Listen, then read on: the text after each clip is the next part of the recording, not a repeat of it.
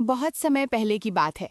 एक नगर में धर्मदास नाम का एक ईमानदार लेकिन बहुत गरीब ब्राह्मण रहता था। उसकी पत्नी सावित्री बहुत संस्कारी, पतिव्रता और भगवान में सच्ची श्रद्धा रखने वाली स्त्री थी। गरीबी इतनी थी कि कई बार घर में भोजन तक नहीं बन पाता था। फिर भी सावित्री कभी शिकायत नहीं करती थी। हर बृहस्पतिवार वो प्रातः स्नान करके पीले वस्त्र पहनती, घर को साफ करती और बृहस्पति देव का व्रत पूरे नियम से रखती। वो न नमक खाती न खट्टी चीज और दिन भर भगवान बृहस्पति का स्मरण करती। लेकिन धर्मदास को ये सब व्यर्थ लगता था। वो अक्सर कहता, इन व्रतों से क्या मिलता है, पेट तो ऐसे ही खाली रहता है। एक दिन क्रोध में आकर उसने सावित्री से कहा, अगर इस घर में गुरुवार का व्रत रहा तो मैं घर छोड़ दूंगा। सावित्री चुप रही, लेकिन उसका विश्वास अडिग था। बृहस्पति देव की परीक्षा।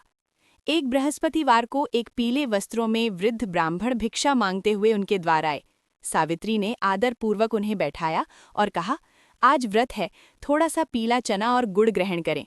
वृद्ध मुस्कुराए और बोले, बेटी, मैं तब भोजन करूंगा जब तुम्हारा पति भी साथ खाए। सावित्री ने धर्मदास को बुलाया। धर्मदास ने जैसे ही भोजन किया, उसके हाथ से थाली गिर गई और घर का सारा धन, अनाज, कपड़े सब अचानक नष्ट हो गए। धर्मदास भयभीत हो गया। वृद्ध ब्राह्मण ने कहा, ये तुम्हारे अहंकार और अविश्वास का फल है। ये सब बृहस्पति देव की लीला है।